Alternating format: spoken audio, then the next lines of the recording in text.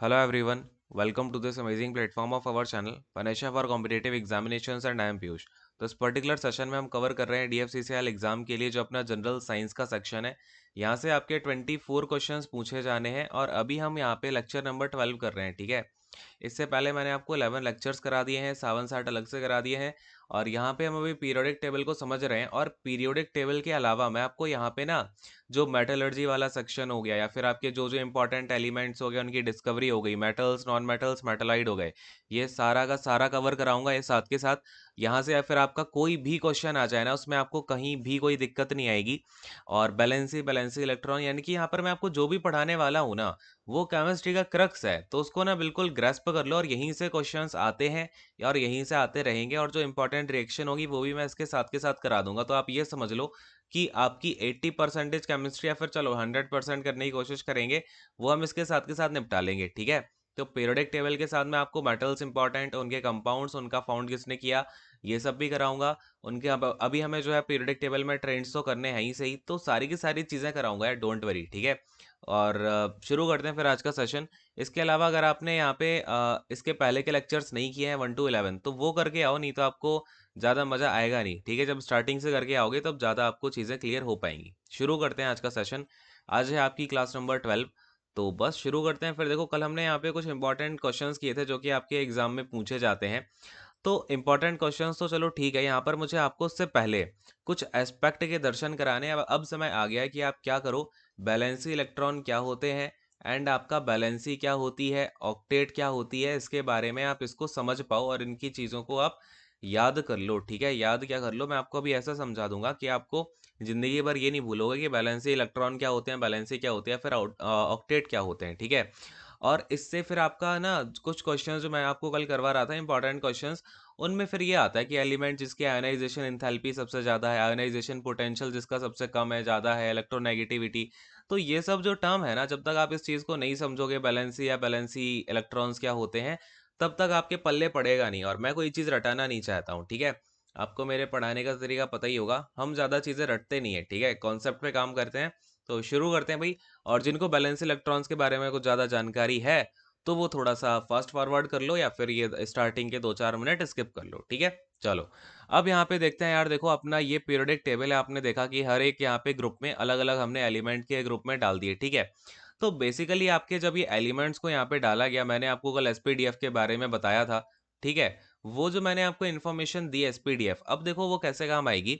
जैसे मैंने हर एक एलिमेंट को उठाया, अब आप अगर ध्यान से देखोगे ना, जैसे एक पीरियड में आपका अलग एलिमेंट है, एक पीरियड में 2 एलिमेंट है, सेकंड वाले पीरियड में देखो जरा कितने एलिमेंट है, 1 2 3 4 5 6 7 8, 8 एलिमेंट है ना। पहले वाले आपके पीरियड में 2 एलिमेंट है।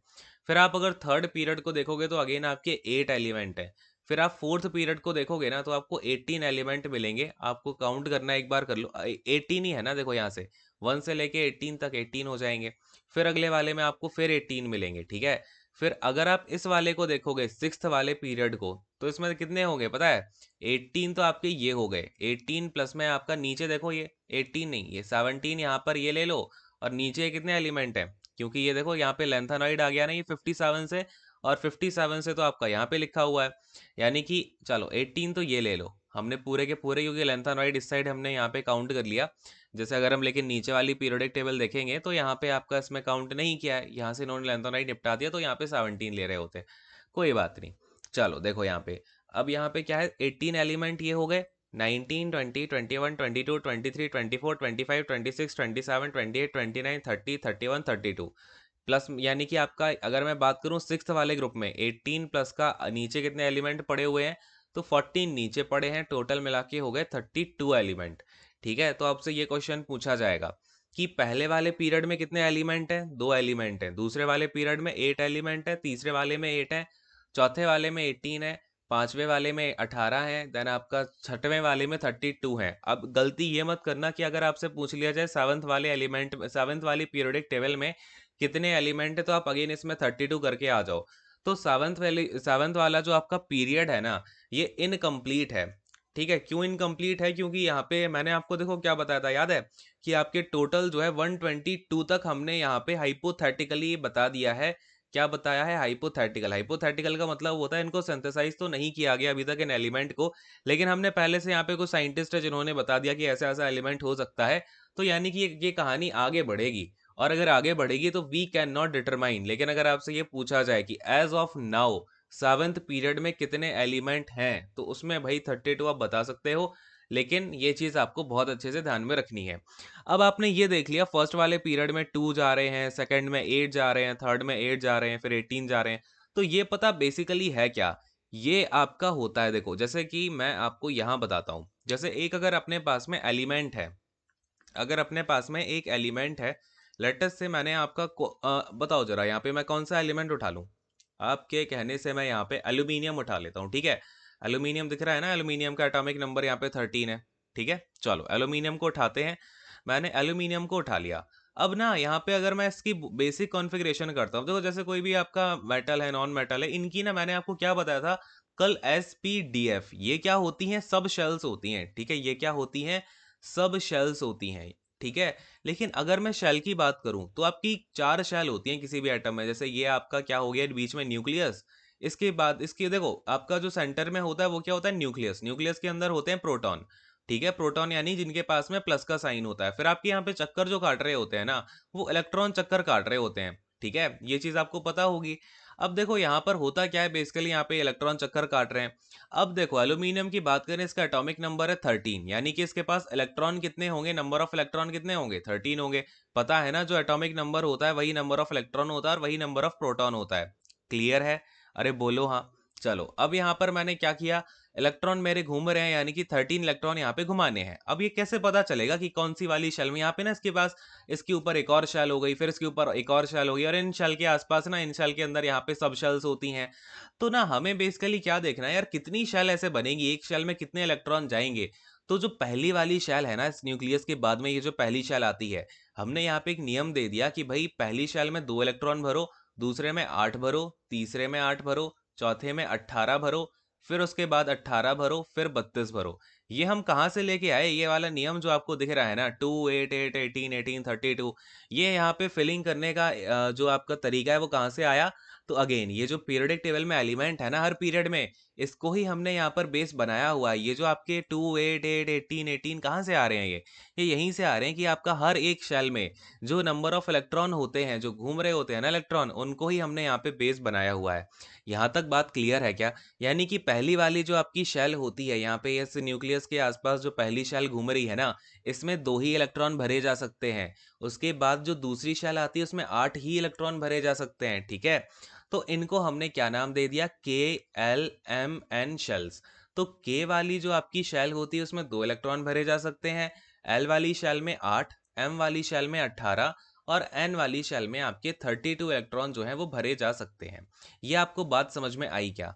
अरे बोलो हाँ। अगर हम यहाँ पे एल्यूमिनियम को उठा लें एक बार, तो देखो एल्यूमिनियम का हम 13 को कैसे क्लासिफाई करेंगे? 2 8 यहाँ पे 10 खत्म हो गए, तो बाकी कितना बचेगा? 3 बचेगा। तो ये जो 3 इलेक्ट्रॉन है ना, अब बात को समझना, ये जो लास्ट वाली शेल, यानी कि ये जो 3 इलेक्ट्रॉन है वो कहाँ बचेंगे? ये लास्ट वाली शेल में बचेंगे। यहाँ पे लेटस से मैंने 2 डाल दिए, यहाँ पे मैंने 8 डाल दिए, तो जो लास्ट वाली है यहाँ पे 3 इलेक्ट्रॉन घूम रहे होंगे। अब ये जो 3 इलेक्ट्रॉन घूम रहे हैं ना लास्ट वाली शेल में, तो होता क्या है कि अब मुझे लेटस से ये जो एलिमेंट है आपका एल्यूमिनियम, इसके मुझे ये 3 इलेक्ट्रॉन खींचने हैं। इन 3 इलेक्ट्रॉन में से लास्ट में घूम रहे हैं, इनमें से मुझे एक इलेक्ट्रॉन उठाना है। तो इस एक इलेक्ट्रॉन को खींचने के लिए, अब खींच रहा हूं किसी से कोई चीज, तो वहां पे एनर्जी तो लगेगी। तो वो जो एनर्जी लगती है, वो जो मिनिमम एनर्जी है ना, जो कि मुझे एक इलेक्ट्रॉन खींचने की लग रही है किसी भी एलिमेंट से जो उसके लास्ट वाली ऑर्बिट में घूम रहे होते हैं, उस एनर्जी को बोला जाता है आयोनाइजेशन एनर्जी, ठीक है। क्या बोला जाता है? आयोनाइजेशन एनर्जी बोला जाता है। अरे बोलो हाँ। क्लियर हो गया यहाँ तक? अब देखो और क्वेश्चन आपके क्या पूछे जाते हैं। आयोनाइजेशन एनर्जी समझ में आ गया ना, इसको आप समझ के रखो, अभी आता हूँ इसके ऊपर। अब जरा ये देखो यार, ये अपनी पीरियोडिक टेबल बनी हुई है ना बड़ी। अब इसमें अगर आपसे पूछा जाए कि ग्रुप नंबर 1 में जितने भी एलिमेंट हैं उनकी मुझे आप एक बार वो बता दो, बैलेंसी, ठीक है। बैलेंसी क्या होता है ना, बैलेंसी होता है number of electrons in the outermost shell, ठीक है। जो आपकी आउटर मोस्ट शेल है उसमें नंबर ऑफ जो बैलेंसी इलेक्ट्रॉन आते हैं। जैसे अगर मैं ये एल्यूमिनियम की बात करने लग जाऊं, तो एल्यूमिनियम की बैलेंसी क्या हो जाएगी बताओ? लास्ट में कितने इलेक्ट्रॉन बच रहे थे? 3, तो इसकी बैलेंसी हो जाएगी 3। अरे बोलो क्लियर है क्या? ठीक है। फिर अगर मैं बोरॉन की बात करूं तो देखो बोरॉन में क्या हो जाएगा, 5 का मतलब कैसे इसको क्लासिफाई करेंगे, 2,3 में ना, तो बैलेंस इसकी क्या हो गई 3। तो अगर आप देखोगे ना एक ग्रुप में जितने भी एलिमेंट यहाँ पे ये आपके लगे हुए हैं, सबकी बैलेंसी क्या होती है, सेम होती है। ठीक है, तो ये चीज आपको ध्यान में रखनी है। ये चीज मैं आपको रटवा भी सकता था कि हर ग्रुप की बैलेंसी सेम होती है, लेकिन अगर आप समझ पा रहे हो तो बहुत बढ़िया है, इसमें आपको कभी रटना नहीं पड़ेगा। केमिस्ट्री हुआ, फिजिक्स हुआ, बायोलॉजी हुई, ये सब रटने की चीजें नहीं है। देखो, अब अगर हम यहाँ पे देखेंगे पहले वाले ग्रुप में उठाते हैं, किसी को भी उठा लो, चलो Na को उठा लो। इसमें अगर आप इसका करो इसका क्लासिफिकेशन, इलेक्ट्रॉनिक कॉन्फ़िगरेशन, तो 2 8 1। ठीक है, लास्ट में कितना इलेक्ट्रॉन, 1 इलेक्ट्रॉन बच रहा है ना, यानी कि इसकी बैलेंसी कितनी हो जाएगी, 1 हो जाएगी।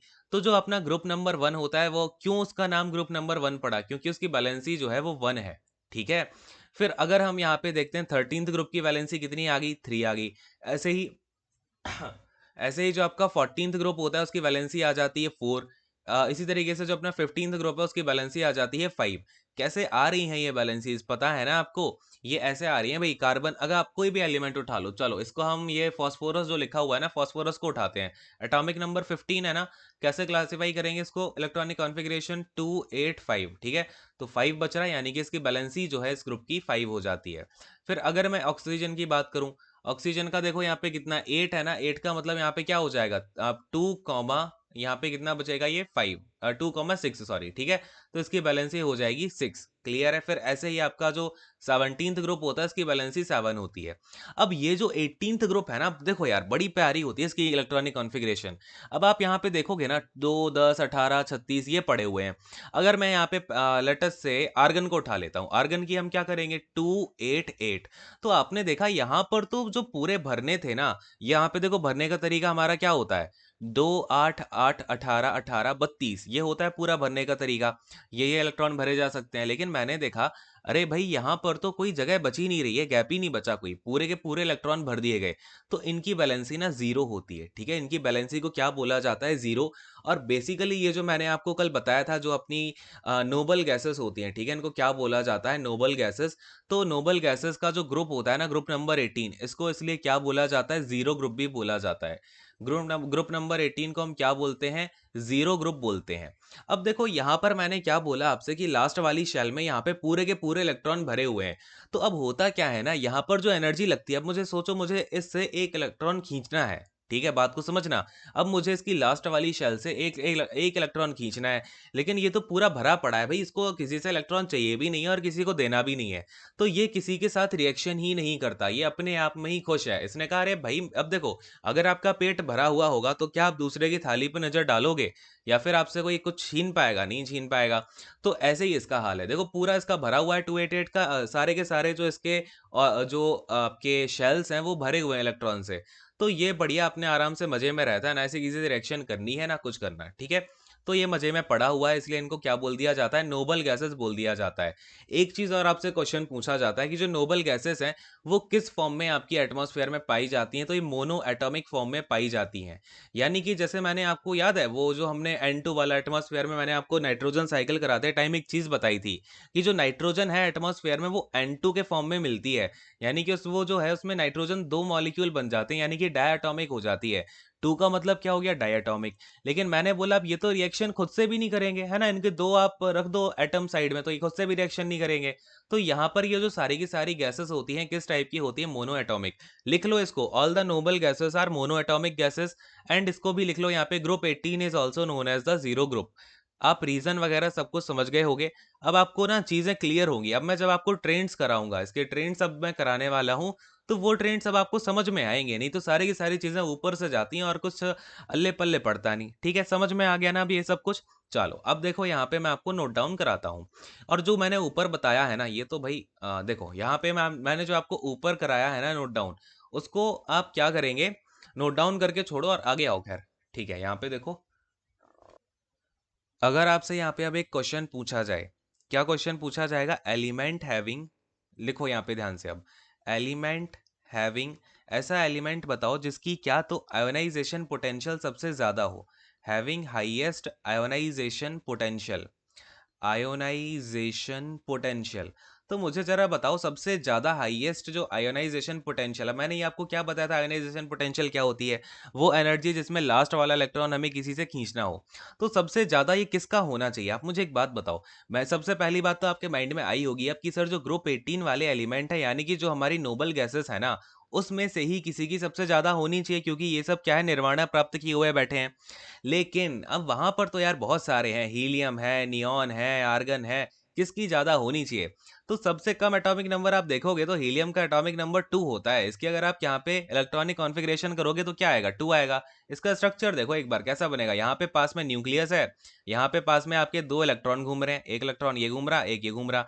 अब ये इलेक्ट्रॉन इतना पास है प्रोटॉन के, इनके बीच में जो फोर्स ऑफ अट्रैक्शन है ना वो सबसे ज्यादा होगा। तो जो शेल सबसे पास में होती है उससे एनर्जी बहुत ज्यादा लगेगी ना खींचने में। एक तो ये इलेक्ट्रॉन की जो आपकी शेल है ये पूरा का पूरा ऑक्यूपाइड है, पहली वाली ये वाली एनर्जी लगेगी। दूसरा ये अट्रैक्शन चल रहा है भाई प्रोटॉन और यहाँ पे इलेक्ट्रॉन के बीच में, तो खींचना बहुत मुश्किल है, पास पास में है बहुत ज्यादा। तो सबसे ज्यादा जो हाईएस्ट आयोनाइजेशन पोटेंशियल होता है वो होता है हीलियम का, ठीक है। हर चीज लॉजिकल है यहाँ पे। देखो सेकंड वाला अगर आपसे फिर क्वेश्चन पूछा जाए, element having least ionization potential, helium के बारे में तो पता है ना, एटॉमिक नंबर इसका 2 होता है और इसका एटॉमिक वेट 4 होता है, ठीक है। लिखो एलिमेंट हैविंग, ऐसा एलिमेंट कौन सा है जिसकी लीस्ट आयोनाइजेशन पोटेंशियल है, ठीक है, क्या है, लीस्ट आयोनाइजेशन पोटेंशियल। चलिए आयोनाइजेशन हो गया और यहां पर हम देखेंगे पोटेंशियल। तो देखो यहाँ पे ये हो जाता है आपका सीजियम, ठीक है, क्या हो जाता है, लीस्ट वाला सीजियम हो जाता है, जिसका आपको मैंने कल भी बताया था एटॉमिक सिंबल सीएस होता है और इसका एटॉमिक नंबर 55 होता है, जो कि एक मोस्ट रिएक्टिव मेटल भी है, ठीक है। क्या बोला जा रहा है, मोस्ट रिएक्टिव मेटल, क्लियर है। अगेन इसकी जो आपकी पोटेंशियल एनर्जी है वो सबसे कम क्यों है, इसको चलो एक बार दिखाता हूँ क्यों इसकी सबसे ज्यादा लीस्ट पोटेंशियल एनर्जी है या फिर इंथैल्पी है। अब देखो इसे, सीजियम आपका कहाँ पे बैठा हुआ है, ये सीजियम आपका यहाँ देखो टंगा हुआ है लास्ट में। अब आपको पता है ये जो ये वाला जो ग्रुप है इसकी वैलेंसी 1 है, यानी कि इसके सारे के सारे जो भी लास्ट में आपका इलेक्ट्रॉन आएगा वो 1 आएगा लास्ट वाली शेल में। और क्योंकि इसका एटॉमिक नंबर सबसे ज्यादा है 55, अब ये जो आपका फ्रांसियम है ये तो यहाँ पे आपका न्यूक्लियर वाला हो जाता है, इनको हमने सिंथेसाइज किया हुआ है, ठीक है।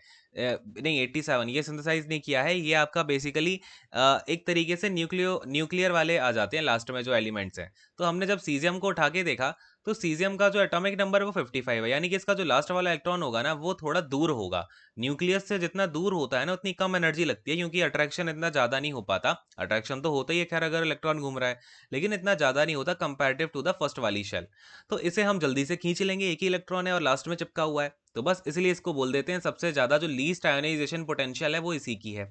अरे बोलो क्लियर है क्या, कुछ कठिन है क्या इसमें, बोलो। केमिस्ट्री मैंने देखा बहुत सारे बच्चे बोलते हैं टफ है, याद नहीं होती, पता नहीं कैसे नहीं होती। देखो अगले वाले अगर हम क्वेश्चन की बात करें तो यहाँ पर आपसे पूछा जा सकता है मेटल हैविंग, मेटल, एक सेकेंड, मेटल नहीं यहाँ पे एलिमेंट डालो है ना, एलिमेंट हो जाएगा, element having highest, element having highest electron affinity. चलो अब यहाँ पर ये इलेक्ट्रॉन एफिनिटी, इलेक्ट्रॉन को मैंने ई माइनस लिख दिया है, कोई दिक्कत नहीं होनी चाहिए। इलेक्ट्रॉन एफिनिटी, इलेक्ट्रॉन एफिनिटी का मतलब क्या होता है, इसका मतलब होता है इलेक्ट्रॉन को प्राप्त करने की क्षमता। वैसे हिंदी में जो इसका प्रॉपर टर्म है वो होता है इलेक्ट्रॉन बंधुता, ठीक है, क्या बोलते हैं इसको, इलेक्ट्रॉन बंधुता, क्लियर है। अच्छा अब ये हाईएस्ट इलेक्ट्रॉन एफिनिटी किसकी होती है पता है, ये होती है क्लोरीन की। क्लोरीन का जो एटॉमिक नंबर है वो कितना है, 17। जरा इसकी इलेक्ट्रॉनिक कॉन्फ़िगरेशन करो कैसे हुआ ये, 287। तो आपने देखा लास्ट वाली ऑर्बिट में इसके 7 हो रहे हैं। अब किसी के पास यहाँ पे लेटर से 7 है तो वो क्या सोचेगा, यही तो सोचेगा कि अरे मैं एक काम करता हूँ, एक इलेक्ट्रॉन कहीं से मिल जाए तो वो एक इलेक्ट्रॉन लेकर के मैं क्या करूंगा, निर्वाणा प्राप्त कर लूंगा, ठीक है। यही तो सोचेगा कि नहीं सोचेगा, ठीक है। अब ये एक इलेक्ट्रॉन का भूखा बैठा है तो यही सोचेगा ना कि एक इलेक्ट्रॉन अपना लूं और मैं अपनी भूख मिटाऊं। तो बस यही ये करने के लिए घूमता रहता है, यानी कि ये इलेक्ट्रॉन प्राप्त करने के लिए बिल्कुल बैठा है, तैयार बैठा है कि यार बस कहीं से एक इलेक्ट्रॉन मिल जाए। तो इसलिए इसकी जो इलेक्ट्रॉन एफिनिटी है वो सबसे ज्यादा होती है। अरे बोलो क्लियर है क्या। चलिए अगर हम यहाँ पे बात करते हैं फिर आपका नेक्स्ट क्वेश्चन की, अगर आपसे पूछा जाए एलिमेंट हैविंग, या फिर ऐसा पूछा जाए most electronegative element, most electronegative element, electronegative element, तो सबसे ज़्यादा इलेक्ट्रोनेगेटिव एलिमेंट कौन सा है, तो ये होता है आपका फ्लोरीन, ठीक है। क्या होता है फ्लोरीन, इसका केमिकल सिंबल होता है एफ और फिर केमिकल जो बेसिकल एटॉमिक नंबर होता है वो है आपका 9, ठीक है, क्या होता है 9 होता है। चलिए अगले वाले क्वेश्चन की बात करते हैं, फटाफट से आपसे क्वेश्चन पूछा जा सकता है most poisonous metal, most poisonous metal कौन सा है? तो सबसे ज़्यादा विषैला मेटल जो है वो हो जाता है आपका प्लूटोनियम। ठीक है, क्या हो जाता है? प्लूटोनियम हो जाता है। और प्लूटोनियम का यहाँ पे एटॉमिक नंबर होता है 94 और इसका सिंबल होता है Pu। ठीक है, नोट डाउन कर लो, थोड़ा सा इंपॉर्टेंट है। फिर अगर आपसे यहाँ पे क्वेश्चन पूछा जाए सबसे ज़्यादा स्ट्रॉन्गेस्ट, देखो स्ट्रॉन्गेस्ट ऑक्सीडेंट, ठीक है, सबसे ज़्यादा स्ट्रॉन्ग ऑक्सीडेंट कौन होता है? तो ये होता है आपका अगेन फ्लोरीन, क्योंकि ये सबसे ज़्यादा इलेक्ट्रोनेगेटिव होता है, इसलिए ये सबसे बड़ा ऑक्सीडेंट भी होता है। फिर आपसे अगर पूछा जाए strongest hydrant reductant, sorry hydrant नहीं होता, रिडक्टेंट बोलते हैं बेसिकली, इसको रिडक्शन करा देता है क्योंकि ये तो ये हो जाता है आपका लिथियम। ठीक है, क्या हो जाता है? लिथियम हो जाता है। अच्छा, अगर आपको ये ऑक्सीडेंट और रिडक्टेंट समझ में नहीं आया अभी, कोई बात नहीं, आगे जब हम रिएक्शन पढ़ेंगे तब आपको समझा दूंगा। फिलहाल तो इसको नोट डाउन करो और फिलहाल इसको देख के रखो। ठीक है, चलिए। और यही कुछ क्वेश्चन है जो कि आपके अक्सर पूछे जाते हैं। अब मैं आपको लेके चलता हूँ ट्रेंड्स इन पीरियोडिक टेबल। किस पर अब हम बात करने वाले हैं? ट्रेंड्स इन पीरियोडिक टेबल, यानी कि पीरियोडिक टेबल में क्या कुछ ऐसी चीज़ें हैं जो कि आपको क्वेश्चन यहाँ से डायरेक्ट पूछे जाते हैं। लेफ्ट टू राइट जाएंगे तो क्या होगा, राइट टू लेफ्ट जाएंगे तो क्या होगा, और यहाँ पे कुछ पॉइंट्स हैं, उन पॉइंट्स के फॉर्म में आपको चीज़ें ध्यान में रखनी है।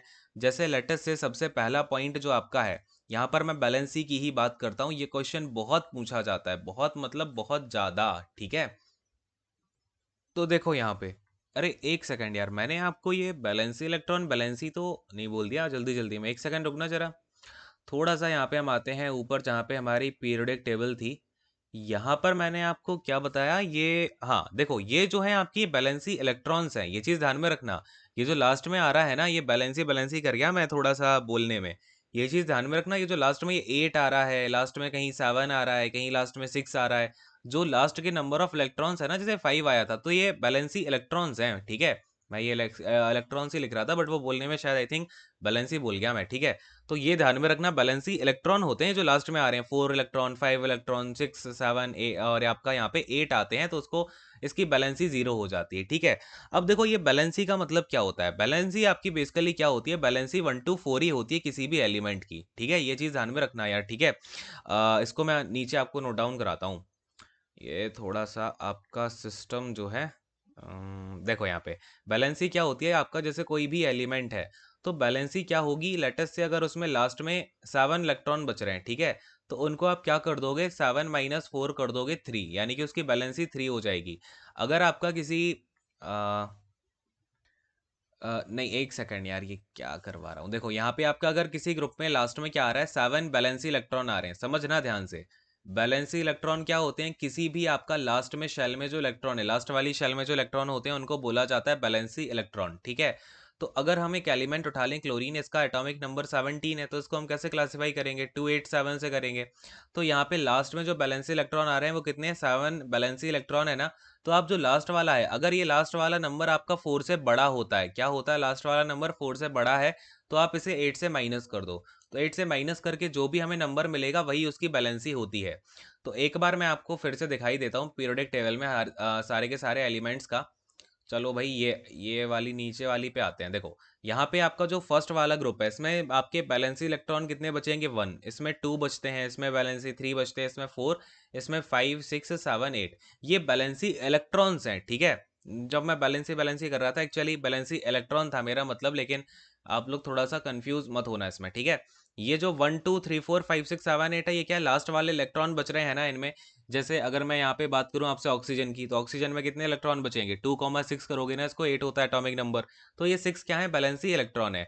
अब अगर मैं कहूँ बैलेंसी बता दो, तो इसकी बैलेंसी तो 1 हो जाएगी, इसकी बैलेंसी 2 हो जाएगी, इसकी बैलेंसी 3 हो जाएगी, इसकी बैलेंसी 4 हो जाएगी।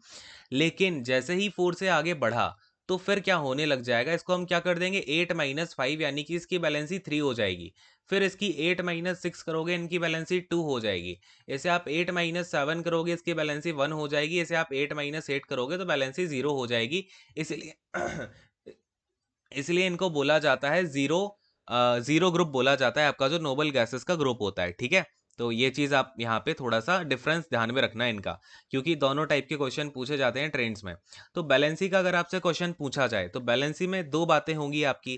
पहली बात हम करेंगे पीरियड की, दूसरी बात करेंगे ग्रुप की। तो आप देखोगे किसी भी ग्रुप में जो वैलेंसी है वो तो सेम रहेगी, यानी कि आप अगर ऊपर से अप टू डाउन जाओगे, यानी कि ऊपर से नीचे जाते हो, तो बैलेंसी हमेशा किसी भी ग्रुप में क्या रहती है, सेम रहती है। ठीक है, ध्यान रखना। क्योंकि लेटस से मैंने आपका 17th ग्रुप की बात कर ली, तो आप ऊपर से नीचे चले आओ, बैलेंसी तो इसकी 1 ही रहेगी, रहेगी कि नहीं रहेगी, बोलो हाँ। ठीक है। लेकिन जब हम पीरियड की बात करते हैं, तो पीरियड में क्या होता है, आपने देखा कि पहले बैलेंसी थी 1, फिर 2 थी, फिर 3 थी, फिर 4 थी, फिर आगे क्या हो गया बैलेंसी, फिर 3 to 1 हो गई। ठीक है ना, 3 to 1 हो गई, यानी कि बैलेंसी आपकी 1 से 4 तक तो बढ़ती है, फिर आपकी क्या होती है 4 के आगे से फिर ये डिक्रीज होना स्टार्ट कर जाती है 0 तक। ठीक है, तो पीरियड में क्या होता है आपका, लेफ्ट टू राइट मूव करने पे, लेफ्ट टू राइट जब हम मूव करते हैं, तो valency first increases up to 4, then it decreases up to 0, then it decreases up to 0। ठीक है, ये चीज आप थोड़ा सा ध्यान में रखिएगा। समझ में आ रहा है क्या? लेकिन अब सोचो अगर आपसे यही इसकी जगह, ये तो क्या था, अपना बैलेंसी था, यहाँ पर अगर हम नंबर 2 की बात करें, नंबर 2 का जो ट्रेंड है, अगर आपसे यहाँ पर बैलेंसी इलेक्ट्रॉन्स की बात कर दी जाती, ठीक है, तो जो बैलेंसी इलेक्ट्रॉन्स हैं वो तो आपने देखा बढ़ते ही जा रहे हैं, 1 2 3 4 5 6 7 8 यहाँ तक पहुंच गए। तो जो बैलेंसी इलेक्ट्रॉन होते हैं उनको क्या, उनके लिए हम क्या बोलेंगे, पीरियड में जाने का मतलब होता है आपका लेफ्ट टू राइट मूव कर रहे हैं। ठीक है, लेफ्ट टू राइट जब हम मूव करते हैं तो यहाँ पर आपका जो बैलेंसी इलेक्ट्रॉन है ये क्या करते हैं, इंक्रीज करते हैं। ठीक है, क्या होता है, इंक्रीज होता है। लेकिन जब हम ग्रुप की बात करते हैं तो अगेन बैलेंसी इलेक्ट्रॉन क्या रहते हैं, सेम रहते हैं। देखो एक बार आपको मैं दिखाता हूँ, यहाँ पर आपका देखो क्या है, किसी भी ग्रुप की बात कर लो, बैलेंस इलेक्ट्रॉन क्या है इसके, अगर बैलेंस इलेक्ट्रॉन 2 है इस वाले ग्रुप में, तो सारे के सारे एलिमेंट के 2 आएंगे। इसी तरीके से अगर आप अप टू डाउन आप कहीं भी चले जाओ, सबका सेम सेम रहेगा। लेकिन पीरियड में देखो इंक्रीज हो रहा है ना, पहले 1 है, 2 है, फिर 3 है, 4 है, 5 6 7, इस तरीके से आपका आगे बढ़ रहा है। अरे बोलो क्लियर हो गया? चलिए, तो यहाँ पर आपका थर्ड नंबर पे आ जाएगा साइज ऑफ एटम। ठीक है, साइज ऑफ एटम कैसा होता है आपका, एक बार कलर चेंज कर देता हूँ। देखो साइज ऑफ एटम्स पे आपका क्या फर्क पड़ता है, देखते हैं ध्यान से। यहाँ पर अगर हम बात करें पहले पीरियड्स की, ठीक है, किसकी बात करेंगे भाई, पीरियड्स की बात करेंगे। तो पीरियड में क्या होता है, आप जैसे ही left to right move on करोगे, क्या करोगे, left to right move on करोगे, तो ध्यान रखना जो साइज होता है एटम का वो क्या करता है, डिक्रीज करता है। ठीक है, क्या करता है, एटम का साइज वो डिक्रीज करता है। कैसे करता है, एक बार मैं आपको बताता हूँ। जैसे यहाँ पे लेटर से पहले आपका सोडियम है, ठीक है, अगर आप किस पीरियड में देखोगे, चलो आपको पीरियड पे ही लेके चलता हूँ।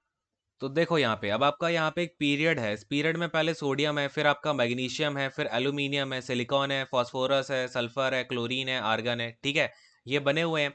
अगर मैं यहाँ पर बात करूँ, ये जो आपका सोडियम होता है, सोडियम का जो एटॉमिक साइज होता है ना, यार जगह नहीं है, एक सेकंड रुको, ऊपर आते हैं। देखो सोडियम का जो एटॉमिक साइज होता है ना वो इतना होता है, फिर अगर आप मैग्नीशियम पे जाओगे तो इतना होगा, फिर और आगे जाओगे यहाँ पर आपका क्या आ जाएगा, सोडियम, मैग्नीशियम, फिर आपका एल्यूमिनियम आ जाता है, फिर सिलिकॉन आ जाता है, फिर आपका फॉस्फोरस आ जाता है, फिर आपका सल्फर आ जाता है, फिर क्लोरीन आ जाता है, फिर आर्गन आ जाता है। तो साइज ना ऐसे छोटा होता जा रहा है, क्यों छोटा होता जा रहा है, इसके पीछे का रीजन आपको समझाता हूँ, क्लियर हो जाएगा।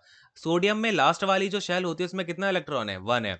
फिर आप अगर यहाँ पे मैग्नीशियम की बात करोगे, 2 इलेक्ट्रॉन होता है, मैग्नीशियम का नंबर कितना होता है, 12 होता है ना, तो 282 बनेगा, लास्ट में जो बैलेंसी इलेक्ट्रॉन है 2 होंगे कि नहीं होंगे। तो देखो सब इसी से जुड़ा हुआ है, इसलिए मैंने आपको ये कॉन्सेप्ट समझाया था पहले।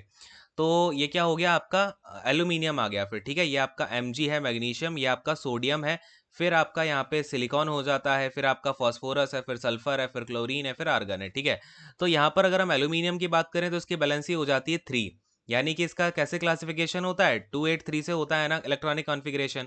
फिर इसी तरीके से अगर हम सिलिकॉन की बात करेंगे तो ये 4 आ जाता है। ठीक है, ऐसे ऐसे आपका आगे चलती जाएगी वैलेंसी, या फिर आपका जो बेसिकली बैलेंसी इलेक्ट्रॉन्स है। ठीक है, तो ये आप समझो, जहां पर मैं बैलेंसी करके बोल रहा हूँ ना, वो बैलेंसी इलेक्ट्रॉन से बोल रहा हूँ तो एक तरीके से। ठीक है, चलो अब देखो यहाँ पे, अब यहाँ बेसिकली हुआ क्या है, तो पहली वाले में आप सोडियम में 1 इलेक्ट्रॉन था, लास्ट वाली में, इसमें लास्ट वाली में 2 इलेक्ट्रॉन आ गए, इसमें लास्ट वाली में 3 इलेक्ट्रॉन आ गए। अब ये जो शेल है ना, ये शेल तो एक ही है, इसी शेल में अगर मैं 2 इलेक्ट्रॉन डाल दूं, 3 डाल दूं, तो होगा क्या कि जो आपकी जो यहाँ पे बेसिकली आपका अट्रैक्शन फोर्स होती है ना प्रोटॉन न्यूट्रॉन और इलेक्ट्रॉन के बीच में, वो बढ़ती जा रही है। जैसे जैसे इलेक्ट्रॉन बढ़ रहे हैं तो ये बढ़ रही है फोर्स ऑफ अट्रैक्शन। तो जैसे जैसे फोर्स ऑफ अट्रैक्शन बढ़ रही है, ज्यादा इलेक्ट्रॉन होते जा रहे हैं, तो ये थोड़ा थोड़ा छोटा होता जा रहा है इनका एटॉमिक साइज। तो समझ गए, left to right move on करने पे आपका जो साइज है एटम का वो कैसा होगा, छोटा होगा। क्लियर है, नोट डाउन कर लो इसको, बहुत पूछा जाता है। अब यहीं पर हम बात कर लेते हैं ग्रुप की। तो अगर हम बात कर रहे हैं किसी ग्रुप की, ठीक है, किसी ग्रुप के एटॉमिक साइज की अगर हम बात कर रहे हैं, तो उसमें हम क्या करेंगे, अप टू डाउन जाएंगे, यानी कि ऊपर से नीचे जाते टाइम जो ग्रुप का साइज होता है वो क्या करता है, इंक्रीज करता है। ठीक है, क्या करता है, इंक्रीज। अब इसका भी रीजन जो है ना बड़ा ईजी है, आपको वही कॉन्सेप्ट मैं आपको एक बार समझाता हूँ। चलो लेके चलता हूँ एक बार पीरियोडिक टेबल पे फिर से। तो ये देखो यहाँ पर आपका बड़ा ही प्यारा सा फिगर बना हुआ है। क्या हो रहा है, अगर मैं एक ग्रुप को उठा लेता हूँ, ठीक है, मैंने लेटर से ये पहले वाले ग्रुप को ही उठा लिया। यहाँ पे देखो क्या है, लिथियम है, पोटेशियम है, फिर आपका सोडियम, सॉरी ये आपका सोडियम है, पोटेशियम है, रूबिडियम है, सीजियम है। ठीक है, फिर आपका ये क्या है, तो ये हो जाता है आपका फ्रेंसियम। ठीक है, तो अब देखो यहाँ पर बेसिकली हो क्या रहा है यार, तो कैसे आपका एटॉमिक साइज जो है वो इंक्रीज होने लग रहा है, एक बार देखते हैं इसको ध्यान से। तो ये जो एलाई है, लिथियम है, इसका अगर मैं आपसे कॉन्फ़िगरेशन करने को बोलूँ तो कैसे करोगे आप लिथियम का? बोलो भाई इसका एटॉमिक नंबर 3 है, तो इसकी इलेक्ट्रॉनिक कॉन्फ़िगरेशन 2,1 हो जाएगी, यानी कि वैलेंसी इलेक्ट्रॉन इसमें 1 बचा है लास्ट में। फिर अगर मैं आपसे करूँ कि भाई चलो सोडियम की कर दो, तो सोडियम में क्या करोगे, 281 करोगे। फिर मैं कहूँगा पोटेशियम की कर दो चलो, तो इसमें आप क्या करोगे, 2881 करोगे। तो देखते जा रहे हो ये हो क्या रहा है कि एक-एक शेल बढ़ती जा रही है। इसमें एक शेल बढ़ गई, 8 वाली शेल आ गई, फिर इसमें एक शेल बढ़ गई, 8 वाली एक्स्ट्रा आ गई। फिर ऐसे अगर मैं रूबिडियम का करूंगा तो इसका हो जाता है 288, फिर हम क्या लेते हैं, 18 लेते हैं कि नहीं लेते हैं, देन आपका क्या आ जाएगा, 1 आ जाएगा। तो इस तरीके से मैंने ऑब्जर्व किया कि यार ठीक है ये सब तो, यानी कि कहीं ना कहीं एक एक शेल बढ़ती जा रही है। तो मुझे एक बात बताओ, ये आपका सबके लास्ट में एक एक इलेक्ट्रॉन ही है, लास्ट वाली जो शेल है सब में एक एक इलेक्ट्रॉन है, लेकिन बीच में नंबर ऑफ शेल जो है वो बढ़ती जा रही हैं।